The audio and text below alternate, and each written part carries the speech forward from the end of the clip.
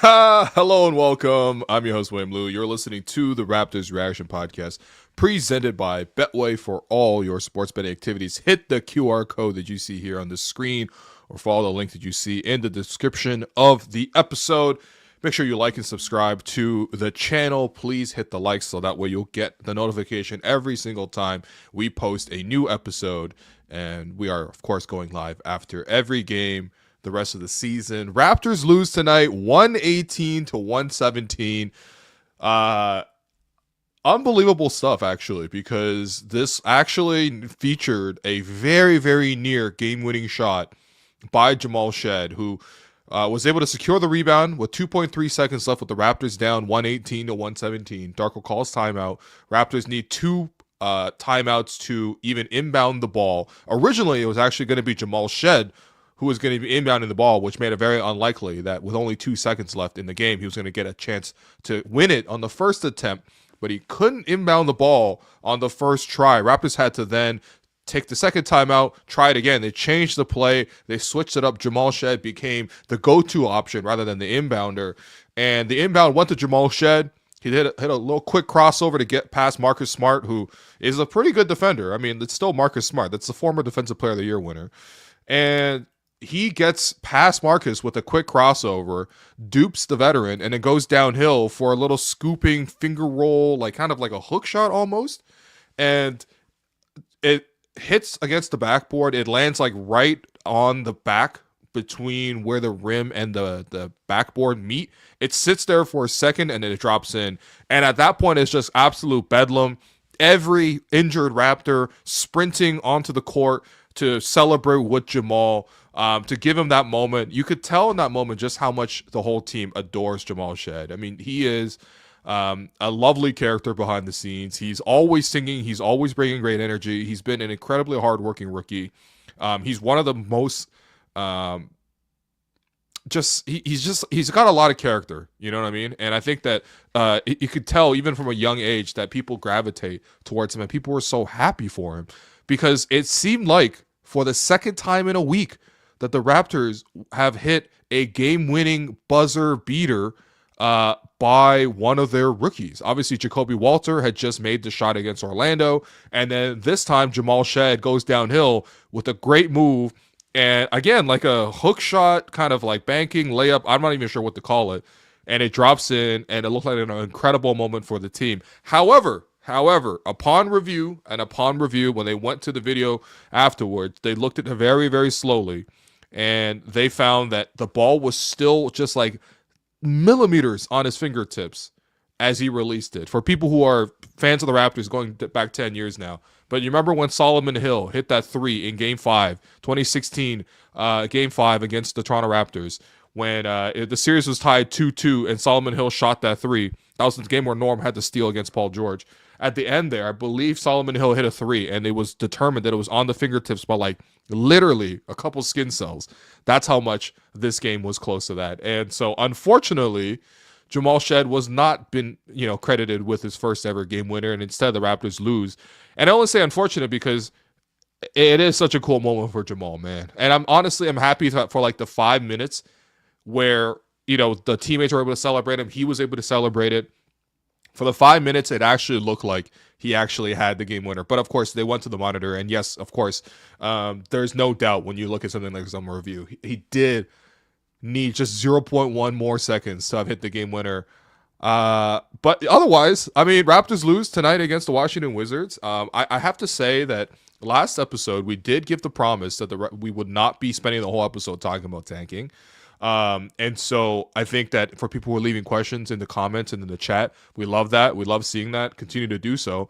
But I think we just talked about tanking so much last episode that we won't obviously focus on it tonight. The only thing I would say tonight is that they changed their strategy once again, right? You saw RJ Barrett come out of the game late. You saw that Scotty Barnes and Jakob Poeltl,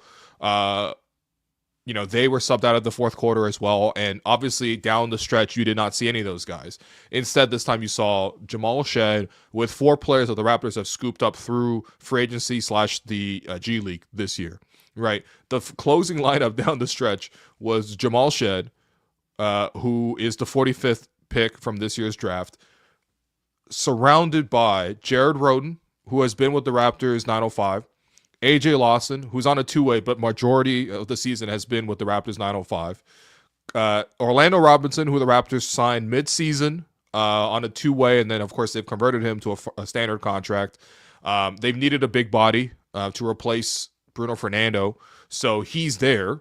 And then Colin Castleton, who the Raptors have just picked up recently on a 10-day. He has now gone from he has joined the Raptors as a complete stranger to now closing the game. So you tell me if the Raptors wanted to tank or not. It is very confusing as to why the Raptors' last game against Utah last night, when they had the chance to do a very similar thing down the stretch, they actually elected to bring in IQ and Scotty. And of course, those two guys were able to slow down the bleeding and ultimately capture the win for the Toronto Raptors.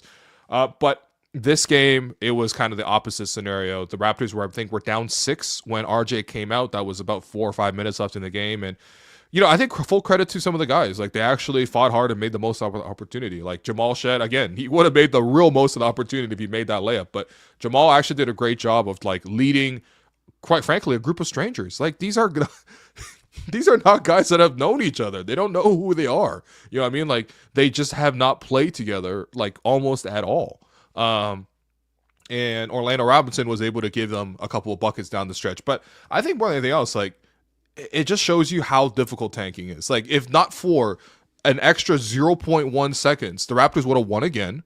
The Raptors would have fallen behind the likes of, Brooklyn and Philadelphia, who continue to lose every single night. I mean, Brooklyn lost to Charlotte tonight. That's how bad it was. Charlotte, by the way, is actually below Toronto.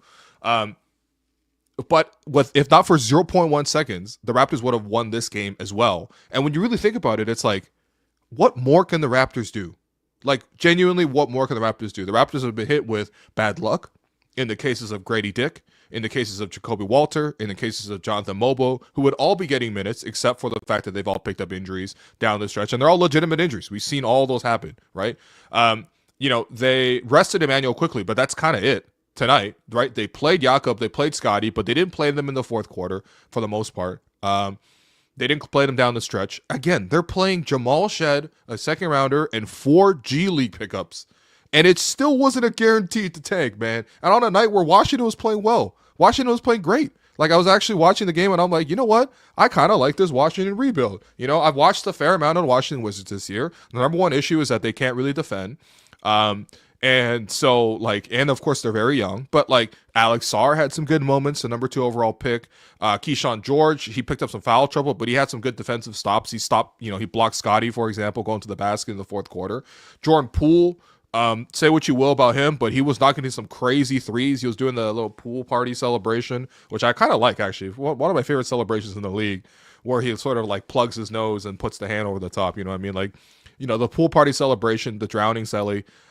He had 34 points tonight. Bilal Coulibaly, the huge dunk down the stretches, postered Orlando Robinson. Richaun Holmes was dominating the Raptors on the glass, 7 offensive rebounds.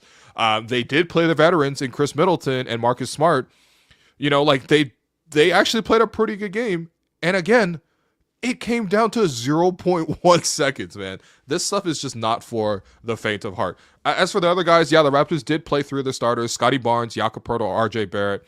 I'm sure there's probably going to be another debate over, is Scotty able to generate his offense or not? Because he shot 4 of 16 tonight, 9 of 10 from the foul line. He got to the foul line a lot in the first quarter. He went there 8 times, kind of playing like a Scotty Adetokounmpo game in the first quarter, where he's able to physically dominate and get to his spots. In the bulk of the game, I would say he really did struggle to score. He had a couple good assists to Jakob, Scotty to Jakob. I think that connected twice or 3 times in the beginning of the fourth quarter to pull the Raptors closer. But generally speaking, Scotty really struggled to get his offense off. And again, if you really consider the context, it's the Washington Wizards. Scotty should not be struggling as much offensively as he is. But I think there's a couple of things really happening, right?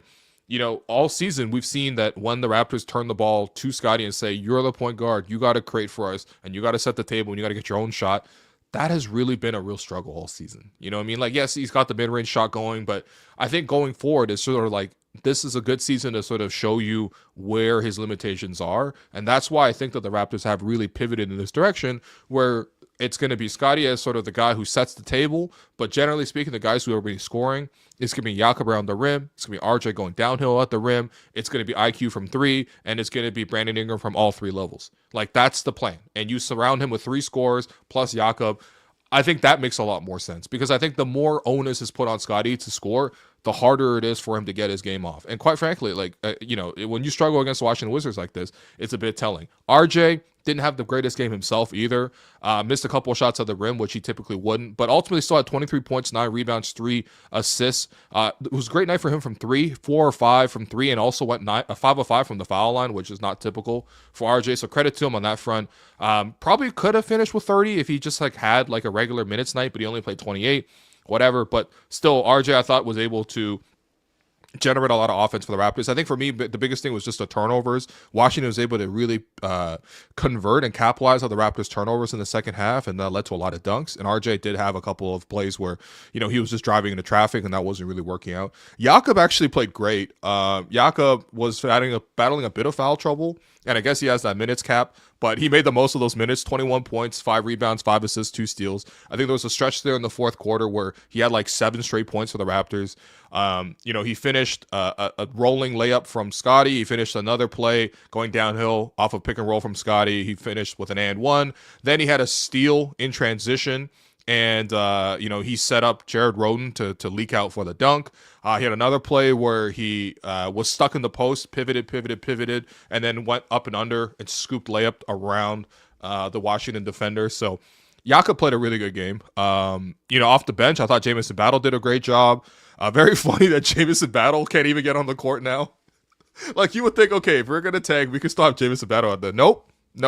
Jamison Battle, too good from 3, man. He knocked down some pretty key threes. That's the one thing about Jamison. He's pretty automatic as a shooter.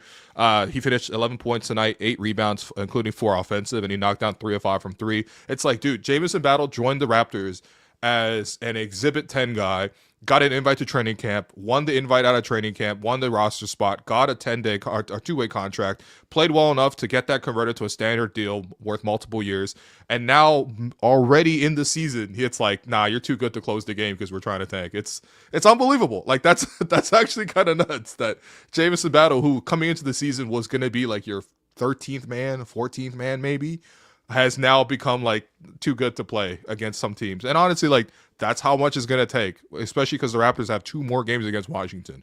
They have 2 more games against Philadelphia. They have more games against Brooklyn. This is the level that you got to get to. And the Raptors finally got to that level tonight. And I think, honestly, in general, the defense just wasn't that solid for Toronto. I think the other thing is just the reason why the Raptors have been winning more recently is just because they haven't really locking down defensively. And tonight against Washington, Washington actually had enough offensive threats to make it happen. Largely it was Jordan Poole knocking down some pretty big shots, but that's, again, he's capable of doing that, right? Let's not pretend Jordan Poole, Jordan Poole did contribute towards the championship, right? And we know that he's a guy who can make some really tough shots, and he got on a roll. But even guys like Richaun Holmes getting all those offensive rebounds, and Corey Kispert, who's torched the Raptors kind of regardless of the situation Toronto's in.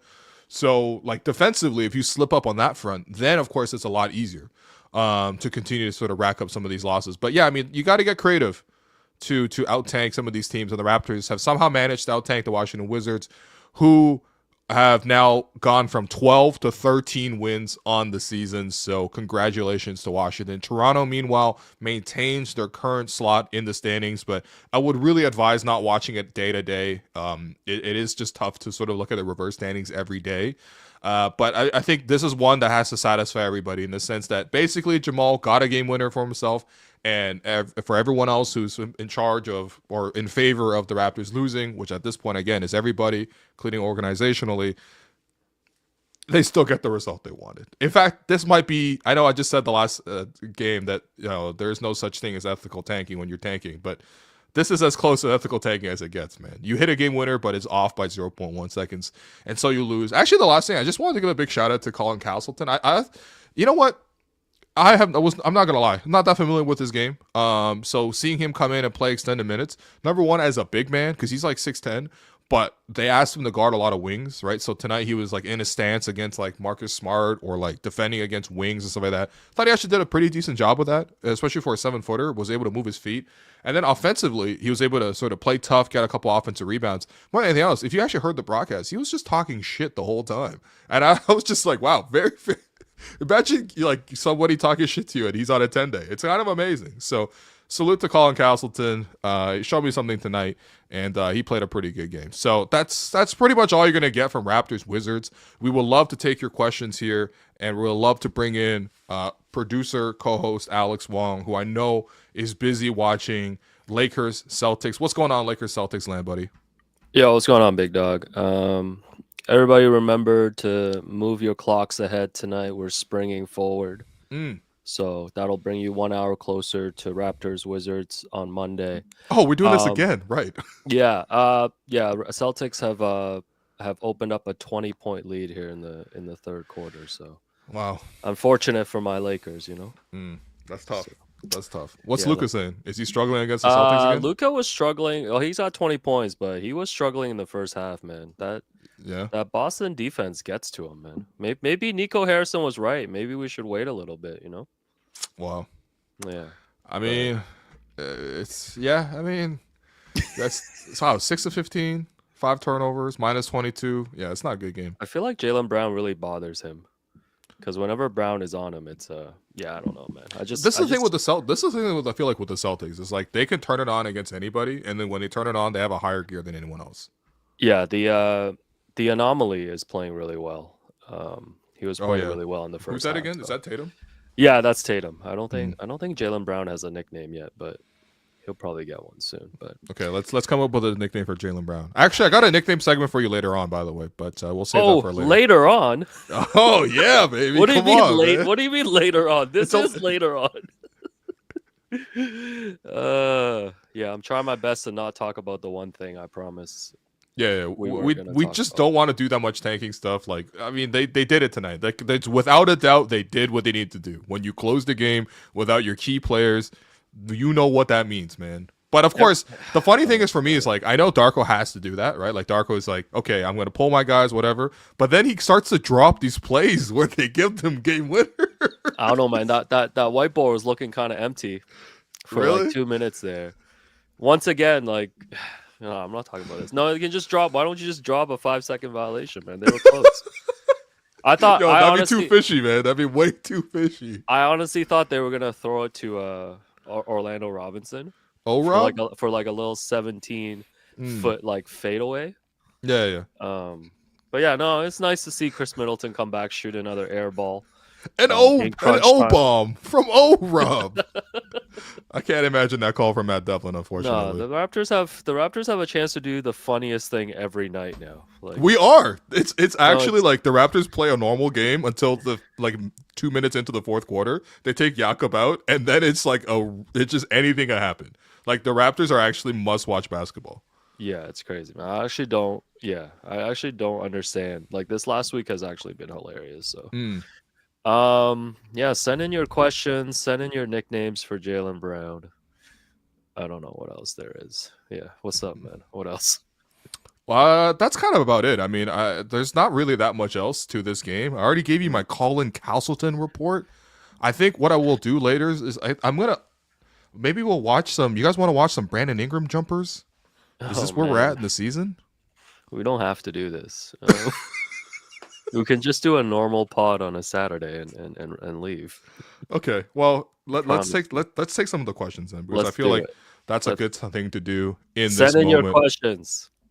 So it is time now for the Tangerine fan inbox, and we wanted to let you know that Tangerine is an official partner of Hello and Welcome. It's an official partner of the Toronto Raptors, and they are a foundational partner of WNBA Canada and NBA Canada. And if you're listening to this, there's no doubting your commitment. Fans like you are at the heart of what makes this game great. So this year for the Raptors' 30th season, Tangerine is turning the spotlight from the court to the stands, celebrating the way Raptor fans support their team, because this is how we fan. To learn more, visit tangerine.ca/basketball. Okay, Alex, what are the streets saying after the Raptors lose to the Washington Wizards? What could they possibly be saying? Yeah, so here's the first one from Coco. Isn't Jamal Shead a great 45th pick? Much love to Jamal Shead. Like I said, I think it's really telling how much he's adored by his teammates and the whole organization, the way they celebrated it. I mean, you're always going to be happy when you hit a game winner, but I think especially there is a lot of love on this team for Jamal. I think what's been really quiet about Jamal is just like he somehow went from being kind of like a non-shooter in college or like a he played 3 or 4 years in college. He was like a low 30% three-point shooter. So the big question with Jamal is like, obviously he can defend, but can he actually shoot at a high level? Because he didn't even shoot at a high level in college. He started the season really poorly from three, and then suddenly he's turned himself into a really good three-point shooter, in addition to sort of figuring out how to use his unique skill set to get to running an offense, because he's got that little in-between game. He's got that quick change of speed. That's how he got the game, well, I guess the chance of the game winner tonight was that quick little crossover and then darting into the paint. He's used that speed burst to also like help out against defenses, because he's been able to set up his teammates with that as well. So love Jamal Shead, and it's making me ask the question, like, what are some of the best 45th picks out there? Oh, wow. You looking this up? I guess. I can't do two things at once, man. Damn, man. Okay, let's look at the last couple of 45th picks, okay? Okay. This is 45th picks dating back to 2000, because there's actually some pretty good ones here, including a lot of Raptors. Okay, so Jamal Shead, right? Last year was G.G. Jackson. Okay. Which is pretty good. Yeah, not bad. Josh Minott, who isn't like an athletic guy, but hasn't really panned out with the Timberwolves just yet. In the 2021 draft, the Boston Celtics took Juhan Begarin. All right. Yeah. Yeah.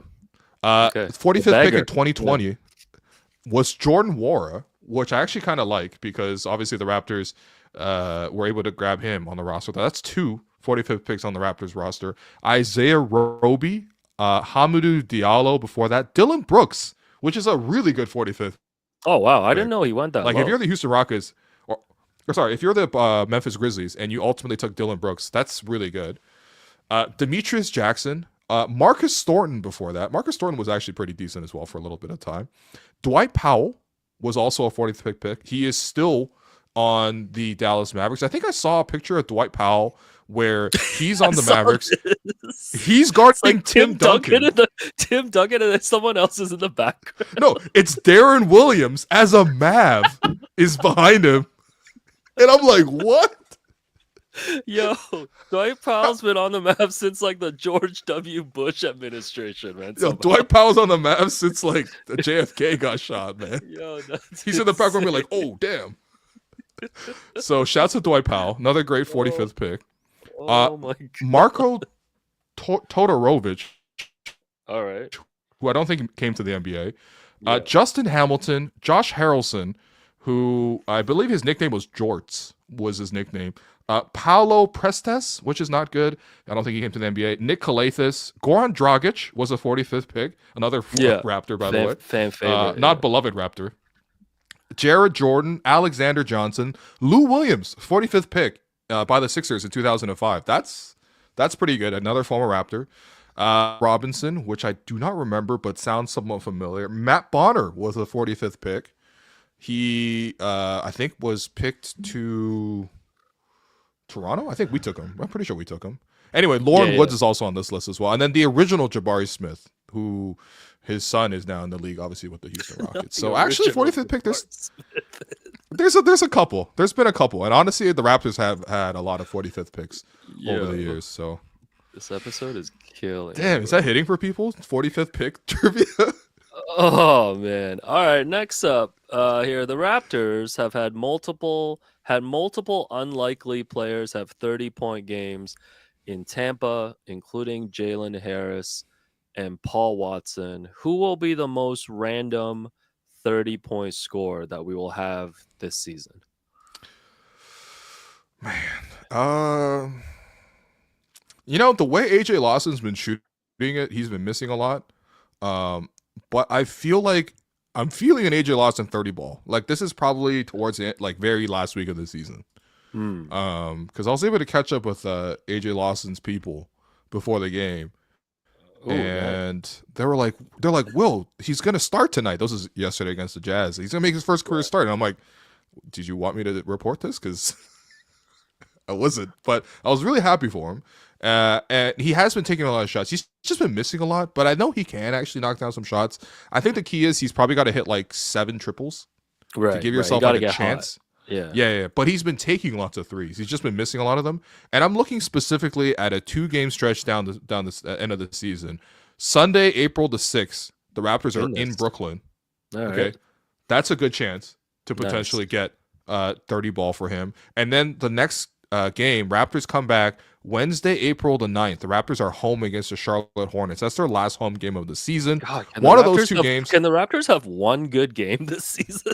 No. For the rest of the year? No, there is no chance. Our schedule right now is Washington, Philadelphia, Utah, Portland, Phoenix, Golden State. So you're going to need the Phoenix and Golden State games to really hit for Toronto. But I'm calling it right now. AJ Lawson gets a 30 ball against Brooklyn or against Charlotte. What's your pick for random 30 ball here? Jamison battle 30 points on Monday against the Wizards. That's all threes too, man. He's going to get 10 threes.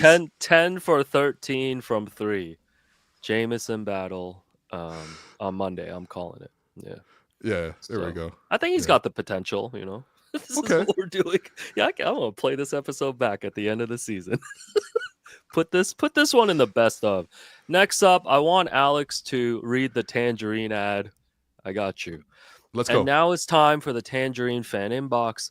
Tangerine is the official bank of the Toronto Raptors, the foundational partner of the WNBA Canada and NBA Canada. Of course, they're not just fans of basketball. They're fans of basketball. They're fans of fans who have their own nickname for each guy in the starting 5, or fans who stand 5 inches from the TV all game. Do you ever watch Raptors games 5 inches from the TV? All the time. Like, are you the type that will like stand in front of the TV and like yell at it type when it gets intense? I'm nearsighted. Yeah. Oh, okay. I should learn more about you. Or fans who can recreate every player's layup package while sitting on their couch. So there you go. That's whoa, we're not gonna finish? Come on, bro. Finish, man. Yeah. If you're hearing this, there's no doubting your commitment. Fans like you are at the heart of what makes this game great.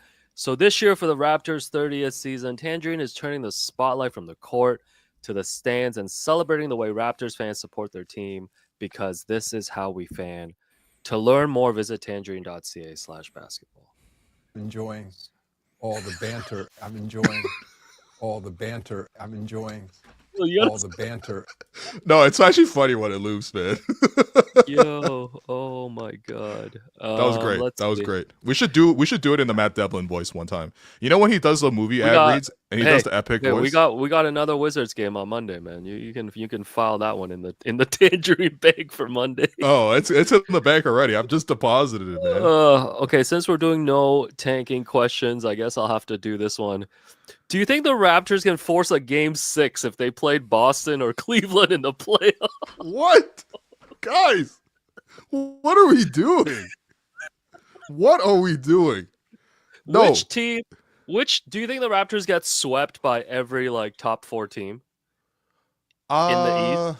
Swept? Boston, I think they get swept. Boston, they definitely get swept. Cleveland, I think they get swept. Cleveland, they played Cleveland tight one time this year. Actually, they obviously beat Boston once this year. Jakob seems to be especially effective against Boston. Yeah. But no, in a playoff series, both those teams sweep the Raptors. Knicks, I think it goes. Knicks, I think it weirdly goes 6th. No, Knicks have torched the Raptors all year, man. I feel like every time we play the Knicks, it's like a real problem. Okay, so maybe Knicks in 5. Yeah. But I think we can get one game off the Knicks. I feel like, okay, this is a strategy against the Knicks, okay? Yeah. You just send 3 guys at Jalen Brunson, and you tell the rest of the guys, do whatever the hell you want. Mikal Bridges, do what you want. OG Anunoby, have at it. You know what I mean? Yeah. Karl Anthony Towns, we'll probably send another guy at you. So I guess we're sending 3 guys at Brunson, 1 guy at Cat, and then 1 guy guards Hart, OG, and Bridges. And let's just see. I feel like one of those games we can actually take. Plus, did you see they added former NBA champion PJ Tucker today Yeah. Oh, So. super happy for Anthony Leon Tucker, man. Yeah, so yeah, I forgot he's AL Tucker. That's another React Pod classic that people should dig up. We spent 5 minutes making up nicknames for PJ Tucker. Yo, man, it's been tough, man. What it have has we been been really doing tough this season, man? By the way, I think that if we're playing, who's the 4 seed right now? Indiana? Yeah, Indiana or Milwaukee. Make your pick. I think. Yeah, make your pick. Oh man, even Milwaukee. Milwaukee will always get at least 2 off them, no matter what. I don't care. Yeah. Okay. You know what? I'm beef alone. We're getting 2 off Doc Rivers, man. Yeah, we're getting 2 off. Okay, Doc, I feel like if Ingram was actually able to play, and then we had our full starting assortment, we could probably take one game off Milwaukee. Let's say Raptors full strength. Yeah, Raptors full strength with Brandon Ingram. Like, are you trying to make it look vicious, man? India, I'm trying, man. You trying to make that look vicious? I think Indiana's a 7-game series, man. Indiana, I believe the Indiana thing. I really do believe the. I think that's going 7. Yeah. What are we doing? Yeah. Yo, send in more hypotheticals, man. Yo, Indiana don't want to see us. No, they don't want. Indiana's lucky that we're tanking. Okay? No, they don't. Pascal don't want to see us, man. Yeah, send in. Next up here, Coco, does Nick Nurse get fired this year? So this is actually a good question. So like the Sixers are tanking, and I think the latest news coming out when Joel Embiid shut down for the season, like he had to go to ownership to communicate that, which indicates that maybe there was some disagreement between the front office and Embiid about how they wanted to treat his injury. Right. And I wonder if like the first scapegoat could be Daryl Morey, or do you think Nick would go first? Because ultimately Morey gave that extension, brought in Nick Nurse, signed Paul George, and none of those moves have panned out. No, I feel like Daryl's definitely more at fault for building a team that, quite frankly, just does not have it. But I think the fact that the Sixers have played all season with a complete lack of spirit is a really big indictment on Nick. Okay. Like, if you watch the Sixers game and just see how deflating all the players are and they look kind of lifeless, like, that to me is like, say what you want about Darko, and obviously his record's like pretty bad, but like he has actually built a spirit and a togetherness with this team that hasn't translated to wins just yet. Although, again, the Indiana Pacers don't want to see us, but I feel like the Sixers have played like zombies all year, man. So I love how the Raptors are like 22-40, and I'm just like, yeah, we would take the Pacers. We're just a Brandon Ingram away from being a 4 seed. What are we doing, man?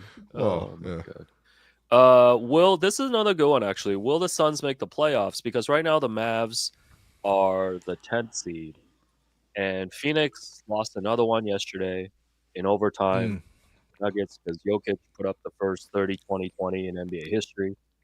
So right now, I believe the Suns are 2.5 back, but the Mavs only have like 7 players on their roster. But the Suns can't seem to win games. Do you think Phoenix will actually catch Dallas and limp into the play-in? I feel like KD has like mentally checked out. Yeah. So they did have that big 7th straight year. Yeah, they did have that one comeback against the what did they have? Oh, against the Clippers.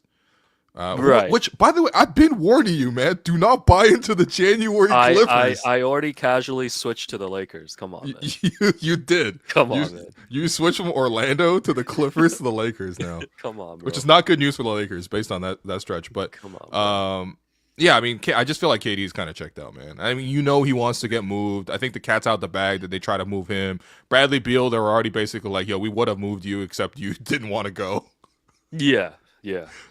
Bradley Beal's like, I'm 10 toes down in Phoenix, man. I don't care. Down, man. Where would you like KD to go in the summer? Because it was reported that Minnesota was trying to make a late run at him at the trade deadline. It'd be kind of cool to see him and Ant team up. Yeah, but what are they taking back for him, man? Yeah, that's the problem with KD, man. This is why KD got to stop signing extensions, man. You just got to go to free agency. So, yeah. Well, the one time he went to free agency, he got the most shit impossible for it. And I know, like, KD's obviously, like, older now. But sometimes I'm like, I've never heard more, like, fan bases or teams being like, no, I'm good. I don't want KD. Because you hear that all the time when there's, like, trade talks of like, KD might go to Houston. Mm. And then you'll see the Houston fan base be like, nah, man, I'm good with this young core. I'm good with Jabari Smith Jr. No, but man. it's like, what? I think we heard a version of that too here in Toronto. Uh-huh. When there was rumors like a couple of years ago. A player of KD's caliber, I've just never seen so many fan bases like reject the premise of Kevin Durant. Yeah. And I get it's because of his age. But like it's KD, man. It's KD. I feel like KD's at the age now where he's a little bit too old to be like a floor raiser for you. So you think so though? I think KD's ideal role is kind of like similar to like when Kawhi was coming to Toronto in 2019. It's like you had the floor was already incredibly high. You have Kyle Lowry, you got Pascal breaking out, you got Serge, you got Mark, you got Fred, you got all this depth in the wings, you got all this youth, and then your job is to go out there, make the big buckets, score, and then of course like hold your own defensively. And of course Kawhi did more than hold his own defensively too, but like that's the type of team you should be going to. In which case, like actually Houston is not like a terrible analogy for that. Like, I wouldn't say Houston is as close to the Raptors in terms of 2019. Like, just not. Let's be real. The only similarity they have is Fred VanVleet. But like, that's the type of team that he should be going to, or like Memphis, for example. Like Memphis. OKC's a move, man. OKC's the move, man. Okay, man. Have you not been seeing what Aaron Wiggins been doing recently, man? Aaron Wiggins been great off the bench. Man, I cannot wait to see OKC go up against these teams in the playoffs. Wow, you don't think Aaron Wiggins can do something in the playoffs? I'll take LeBron and Luka Doncic, man. Yo, by the way, have you seen that Shai has like a 30-point game in like 75% of his games? Like that's actually so incredible, man. Yeah, I don't know. This MVP race is swinging, man. I feel like the narrative is swinging back to Jokic now. No, I mean, if you argue numbers, there's almost no way you can ever beat Jokic. Like Jokic is like numerically like he's almost like this generation's Wilt. When you look at the numbers, like what do you have last night? Like 31, 21, and 22. Yeah, first ever 30-20-20 game. Ever. Yeah. No one's ever had that. And that was coming up. We were just talking about like Wilt's like impossible numbers yesterday. Right. Someone was saying they should erase all of Jokic's footage so that in like 100 years he's this generation's Wilt. People just see like the Taco Bell commercial when he was drafted. They're like, Jokic never existed at all, man. Yeah, they're like, yo, there's no way they had Jokic and Nurkic. Yeah. I mean, listen, I think Jokic.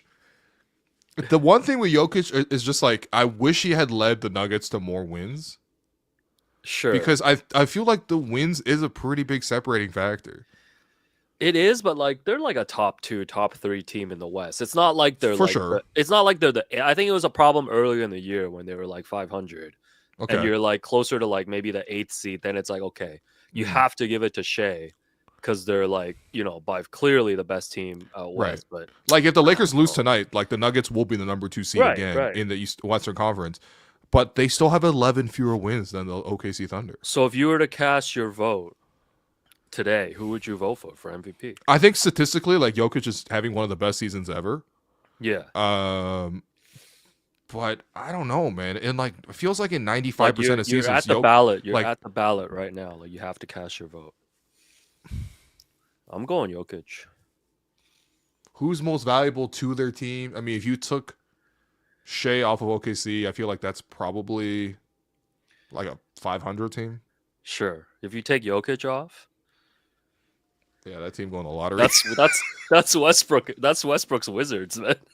Yeah, like man, I don't know, but I feel so bad. But that's also I feel terrible for Shai because it's like, dude, what else do you want Shai to do? What else do you want Shai to do? It's an unfair argument for Shai too because it's not his fault that they have a better team. Like it's almost not fair for you to just be like, oh, and also he's got better teammates. Shai has played amazing. He's played amazing against the top tier competition. Yeah. He's done a great job defensively as well. He gives you a guarantee in terms of scoring wise. Part of the reason they close out every game is because you can't stop Shai in crunch time. I think he would. But then again, you can't stop Jokic in crunch time either. I think Shai would still be top 3 in scoring in the league if you only counted his scoring in the first 3 quarters. Like that's how good he's been. That's ridiculous. Yeah, like he's averaging like 26.5 points through 3 quarters this season. So yeah, man. This is a great. I like this. I feel like Shai would MVP win MVP based on the fact that he is leading the league in scoring and the way he's playing on the best team in the NBA, 52-11. 52-11. I know, but can you let an all-time historical like statistical season like Jokic go without having him as the MVP. Because like I think he's top 5 across like 6 categories. Yeah, it's pretty incredible. I think he's like 7th in the NBA in 3-point percentage. And there's like he's like he's like 4th in steals. Yeah, this he's is just like randomly part of the steals leaderboard. It makes no sense, man. This is actually like a good MVP debate. I feel like those MVP Jokic ones weren't really that fun. Yeah, I was gonna say they've been doing all those MVP debates the last couple of years between those two. Like this will actually be an incredible debate to be had. Lakers on a daily 6, basis. So if I suddenly disappear, you know why? Yeah. Steals per game. Jokic is 4th in the NBA. Like, no, it's ridiculous. And he's tied at 4th with 1.8 with Chris Dunn and with Shai. So like fractionally, he could be 2nd. So obviously Dyson Daniels is number 1, but yeah. Got this one, Alex. Did you hear the Scotty Barnes slander on your beloved Bill Simmons pod? Yeah, so they did their annual worst contract draft with Big Waz and House. I don't know if you listened to this one, Will. I did listen to so the annual worst contracts draft with Big so Waz for people that might not have listened, the first pick was Bradley Beal, which I actually agree with. And then the second pick was Nico Harrison. Yeah, that didn't feel like the spirit of the game, man. You know what doesn't feel like the spirit of the game? When they start drafting guys like Kyrie Irving because he's hurt. Like, I feel like That's stupid. No, like, I feel like we need some humanity in this a little bit. Yes, I think that's been said many times about the BS podcast. Anyways, so moving on. So Scotty ended up on this. Emmanuel quickly was on this. Brandon Ingram was on this as well. And Bill also called Masai, you Harry. Yeah, why do you keep calling him that? Why does he think Masai is Mexican? Why is this? It's not Spanish. The J does not become an H. Man. No, like he literally called him like Harry, like HAR, like Harry Potter. He called him Masai, you Harry as well. You Harry Potter is crazy. Oh my god. Yeah, I don't know. I think that you could definitely quibble with like in terms of value, in terms of like is getting Scotty on a max contract plus value. Sure. Is giving Emmanuel quickly, a big contract, is that plus value? Is there plus value in Brandon Ingram's 3-year extension? But I don't think they deserve to be anywhere like near the top end, especially Scotty. Scotty, I thought was way overdrafted in that sort of situation. I don't think that like it's even for me. It's like number one, you have to understand the market that you're in. Toronto does not ever use their salary cap space in a productive way. And I mean, it's like the biggest contracts that they have signed are Hedo Turkoglu in free agency and Damari Carroll in free agency. Okay, this is the situation you're dealing with. You're never just convincing a guy to take your money and come to Toronto, and that's like a guy that's in high demand. You have to almost overpay to get those type of players. So number one, they've already decided free agency is not a good option. So what are the other two options to get talent? Is to draft and then to also trade. The Raptors obviously have drafted. They've done a good job drafting. Generally speaking, they've done a great job drafting. And then now the trade portion is you need contracts on your team to actually trade with. And so, yes, the Raptors are close to the luxury tax, but the Raptors are never going to be above the luxury tax unless they're actually contending, and they need actual pieces on the roster to trade with. And that's what they keep doing. And, like, if you're telling me that you turned Bruce Brown and Kelly Olynyk and a first-round pick from Indiana into Brandon Ingram, I'm sorry, that's actually a good value trade.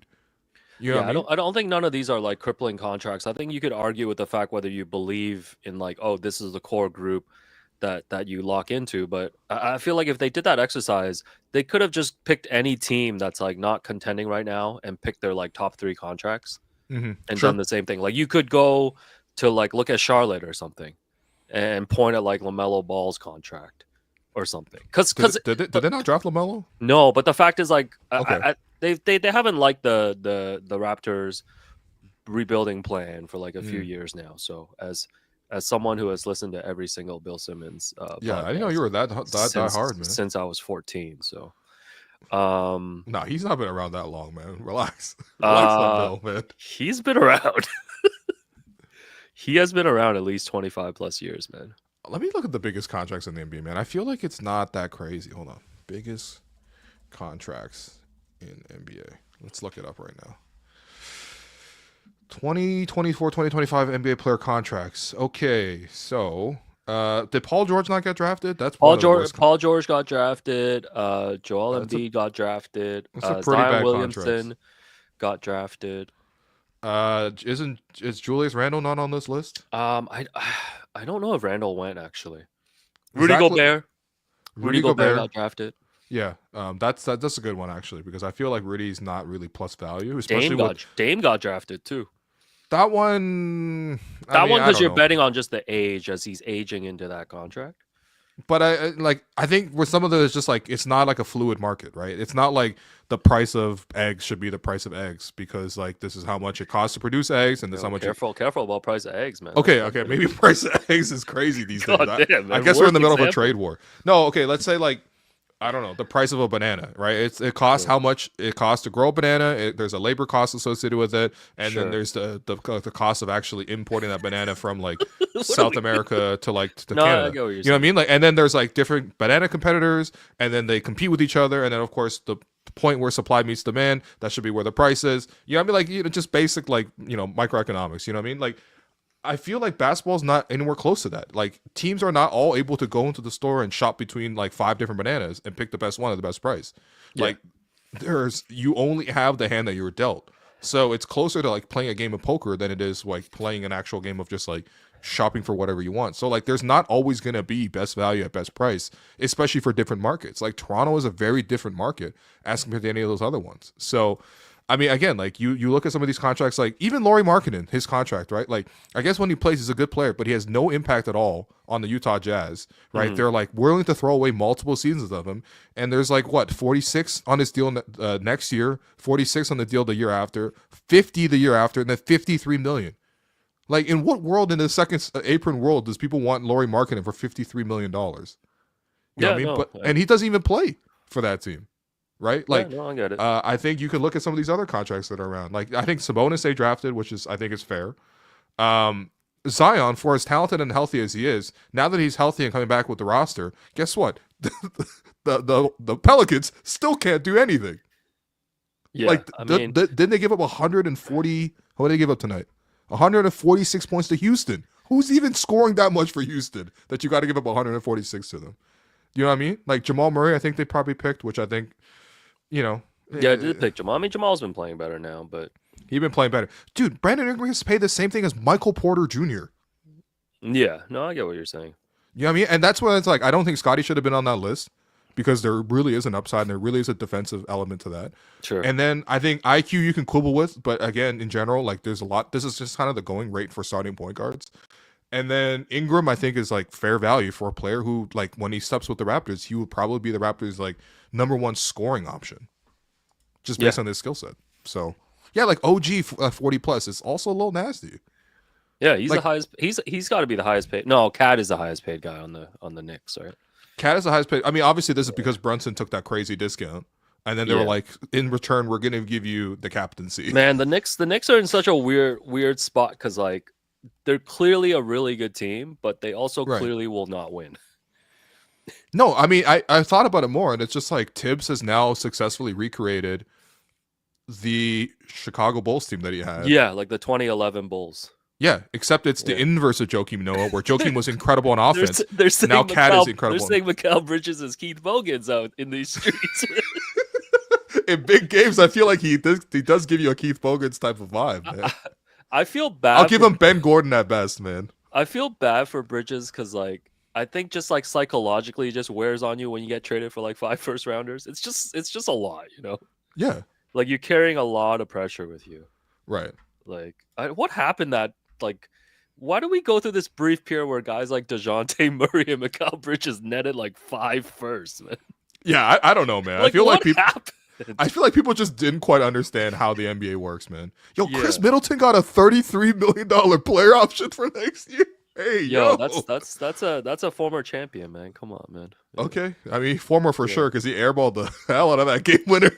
Well, people did mention in the chat that the Wizards have championship experience now with Middleton and Jordan Poole. Wow. So Jordan Poole, by the way, 32 million next year, 34 million the year after. Honestly, so Jordan Poole gets more money than Emmanuel Quickly. Yeah, but honestly, okay, if you compare it that way, fine, but not too bad. 30 million for Poole. Okay, it's not that bad. Man. Like, he's a losing player, but like, Right. Oh, John Collins got a $26 Yo, million player option. Yo, you know who's getting away with What? it, man? Yo, how much is Jeremy Grant making, man? Jeremy Grant. I need Yeah, to know Jeremy how much. Grant is great, actually. I need to know how much Jeremy Grant, because nobody ever talks about Jeremy Grant. Yo, the pocket watching segment is hard right No, now. like, this is definitely brought to you by Tangerine, by the way. He's chilling. He's chilling in Portland. Yes. So I believe he's on $30 million a year this year. That's not bad. 32 the year after. Yeah. 34 and then 36 million for a player that like may or may not impact winning.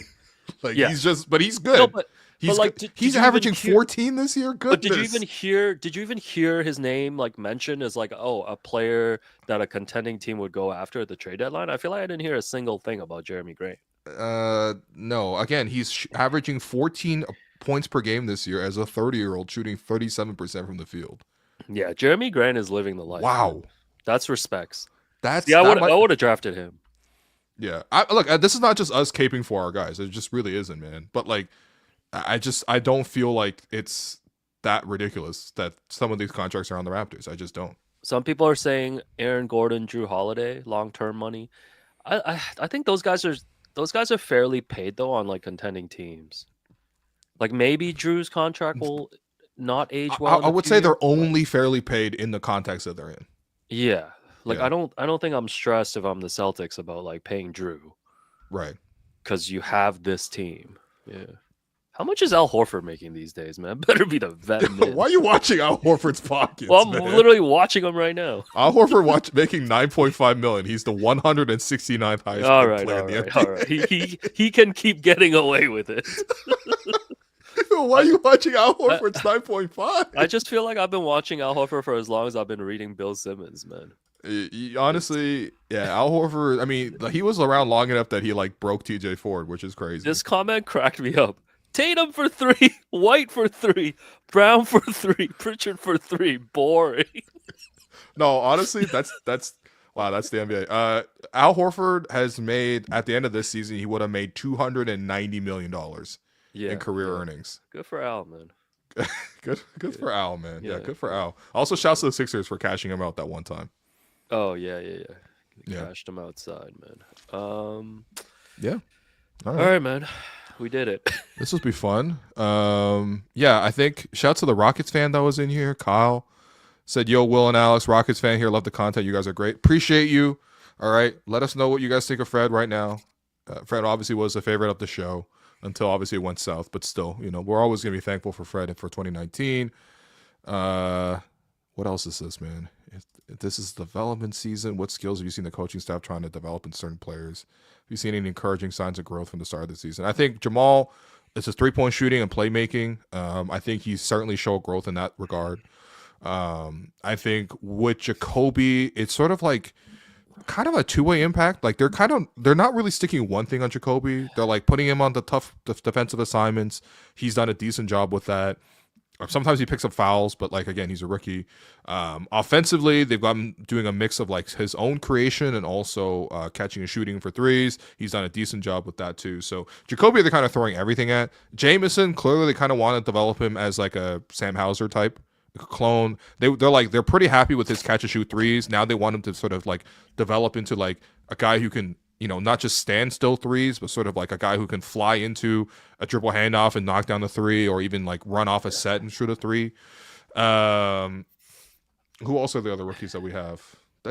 Those are kind of the main guys that we're trying to develop down the stretch. I mean, Grady, they're trying to develop his defense as well. I mean, again, Grady is kind of like tailed out. His start of the season was great, and then the rest of the season has kind of been just middling. Ochai, 3-and-D guy, pretty common. And yeah, the rest of the guys, I mean, I guess they're developing. Darko had a whole thing pregame where he was talking about I develop everybody. Like I think everybody needs to be developing, otherwise you're going to get worse. And I kind of respect that. So I think they are developing even the older guys, but for the younger guys, I think that's probably those are the main keys. And then the last one here from Drew, will you guys be covering the tempo? And I'm like, yeah, man, absolutely. I think that once the season is up and going, I think that, it's going to be really exciting. I've already sensed like so much excitement towards the buildup of the WNBA here in Canada. And I'm really excited to follow the first season. It's also going to be weird. Like the expansion draft is going to be weird. Who are they going to hire as their first head coach? all that kind of stuff. It'll be a big learning process, but I think in general it'd be great to welcome some good basketball in the summertime. We could truly make this a 12-month pod, man. I know you and Jerome have been looking forward to that. All those summers, that we've been spending. I rolled up the rim, guys. It's please play again. I haven't won That's a tough. single one this year. That's tough. Yo, isn't Tim Hortons an American-owned company? Man, what do you want me to do, man? Sing the national anthem here? Yo, by the way, it one of the things is every time you go to the Raptor game now, they are for sure booing the U.S. anthem and then switching to singing the O Canada. And I've actually really enjoyed the singing of O Canada. I'm enjoying all the banter. I'm enjoying all the O Canada. No, but actually it's been really fun. So if you're going on a Raptor game, go sing O Canada, man. It's actually really fun to just turn every game into a big show of national support, let's just say. So. Why is someone in the chat calling me a fraud because I didn't win, man? Oh, I got 2 extra rolls in my Tim Hortons app. Let's go. Wait, what? Oh, sorry, not your lucky cup. Wait, that's one. What's another one? That was the number 2. I'm rolling one more. Let's roll. Sorry, not your lucky cup. That's tough. What about the other cup you had last episode? Fraud. Yo, why are you drinking Tim Hortons anyway at midnight, man? Yo, it's not midnight. Oh yeah, it is. It's if 11. You spring forward. No, it is midnight if you spring forward. Okay, I'm happy I have both of you guys here because I actually had prepared a bonus segment here. No, please. I was worried, it's Raptors versus the Wizards. Do we actually have enough content? Can we save this for Monday? No. Can we please save this? We can save this for Monday. It's time now for a very impromptu quiz on do you know what this player's real name is? How many players? How many players? So I have 10 players. Oh my god. Motherfucker. Wait, What? Okay, yeah, I'll take all 10. Let's go. All right. Go. Either of you guys can throw out guesses. We can throw out guesses in the chat as well. Sure. Because I was watching Bob Carrington tonight, and I was wondering, do you know what his real name is? Robert. Jerome?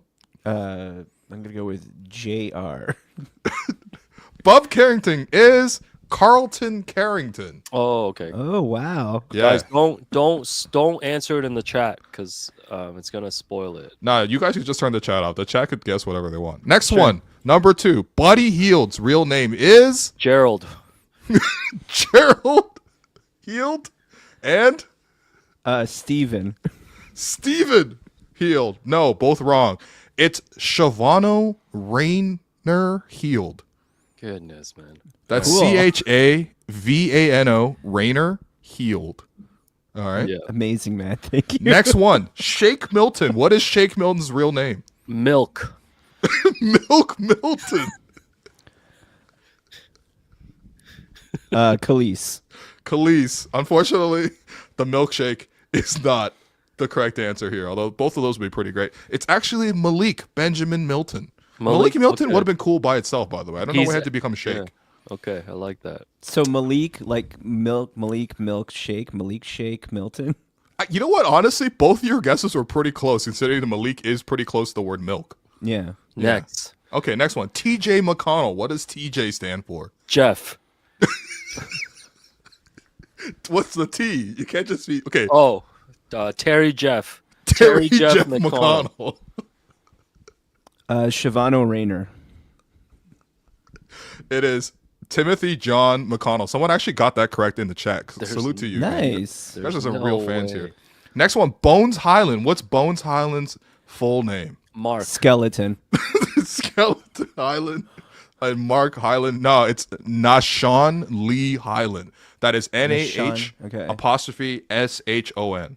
So it's like kind of like Nasun, but like When did you Nasun. look these up? During the game, because I was not watching Raptors yeah, Wizards yeah. in the second quarter. It was just legit me, Liban, and Keeks just coming up with names that would be good for this quiz. Revoke their Oh, credentials. How many left? We have 5 left. All right, we're All right. racing through these. John Morant. Do you know John Morant's real name? James. Janine. You guys know John's real name, guys. No, I actually don't. I don't know. James. You guys don't know it's Tamarius? Oh my god. That sounds familiar. Exactly. Yeah. Tamarius. Tamarius. Yeah, there we go. Next one, Bam Adebayo. Again, another one that's pretty common. So they call Bam the automatopoeia because automatopoeia is like the word describing the sound. Thanks for explaining that to me. Sorry, I don't know if everyone knows automatopoeia. Fine. All right. But Bam Adebayo's real name is? Jeff. Mr. Asia. Mr. Asia is the correct answer. Mr. Wilson is his real name. No, it's Edris Femi Adebayo. Asia is pretty close to Edra. You know what? Edris, That's fair enough. Yeah. Edris and Asia is actually a very, very cool combo, but very Nigerian name by him. Mikhail Edris. This one is coming up, but Ace Bailey. So he's going to be in the NBA next year, but do you actually know his real name? Jeff. Blackjack. Jeff and Jack are both wrong. Blackjack. Oh, Blackjack. No, unfortunately. It's Aerialus Bailey. Cool. Yeah, it's hitting. All right, the last two, okay? We got two more here. You guys are 0 for 8, but maybe you guys can finish 2 for 10. Okay. Amen Thompson is not his real name. Do you know what Amen Thompson's real name is? Jeff. I have to double check this. This one is incredible. Okay. I actually think I've heard it before, but I forgot what it is. Amen Thompson's real name is Amez, Ameiz. Yes. Excellence. His middle name is XLNC. Yeah. What? Excellence. His middle name is legitimately XLNC. But as it's in like excellence. Excellence. Yeah. But like I triple checked it. Also, by the way, Asar Thomas's middle name is also XLNC. What? Yes. Damn. So his real name is Amez XLNC Thompson. This is crazy. He sounds like one of he sounds That's like right, that. Coco. I am playing word association. He sounds like the kid that Elon Musk had with Grimes. Like it's on that level of names. And then the last one, Zach Edey, is his real name, but do you know his Chinese name? Jai Day. Haga. It is Zhou Zhihao. Zhou Zhihao. Okay. Yeah. That's All right. cool. You guys like this segment? No? That was great, man. That was really great, man. I'm glad we did this. Thank All you. right, guys. I'll see you guys soon. All right. All right. I'll hang out with you for the rest of this. All Let's right, hear some Jerome. awards. Let's hand some awards out because this game kind of sucked, but whatever. Your 3 stars from this game. First star is Jakob Poeltl, 21 points, 5 rebounds, 5 assists in 24 minutes, 9 to 13 shooting. It looked like Jokic at points in this game, and it looked like he was single-handedly determined to kill the tank, but he couldn't do it. Your second star, I'm going to give that to Jamal Shead. I'm going to give him the game winner despite the fact that he hit it too late. He deserves it. He deserves it, man. 11 points, 9 assists, 5 rebounds for the start for Jamal Shead. By the way, his intro from the game from Strizzy was the man in red. It's Jamal Shead. Oh, okay. Big shout to the man in red as compared to the other Raptors who don't wear red. And then your third star, I'll give it to Jamison Battle. Just dead-eye 3-point shooter, 11 points, 8 rebounds. Too good to be on the floor at the end of a tank. He can't be rattled. He's Jamison Battle. Yeah, pretty good. There you go. Did you know Jamison Battle's real name? It's Jamison Whiskey? Battle. That's right. But we don't even. Actually, Jamison is not American, right? Is Jamison American? Oh, I'd be gutted. I'd be As a gutted if whiskey? Jamison Battle. Is an American player? Jamison, is Jamison American?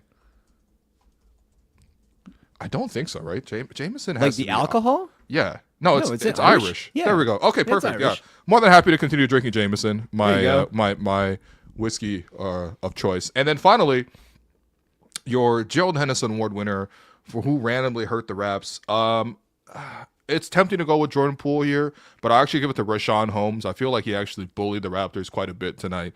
So give it to him for his 10 points and 11 rebounds tonight. And yeah, that is a Raptors Wizards reaction podcast. But guess what? We're going to have another one to, I guess, on Monday. On Monday. So stay tuned as the Raptors take on this exact team tomorrow. But I appreciate everyone for watching. Appreciate Alex and Jerome for entertaining my silliness with the nicknames. Please hit a like on the stream on your way out. And yeah, let's just be back here on Monday when the Raptors do this all over again against the Washington Wizards. So and last but not least, Will, happy International Women's Day. Oh, happy International Women's Day.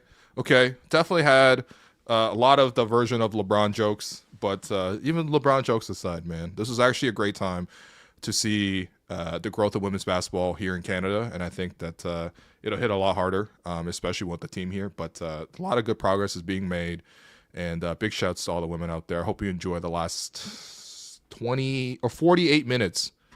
Unless we're jumping the hour ahead, in which, unfortunately, then it's over. Oh, yeah, there you go. Change your clocks. Sleep in tomorrow by accident. But this has been the Home Welcome Podcast presented by Betway. And again, we'll see you on Monday.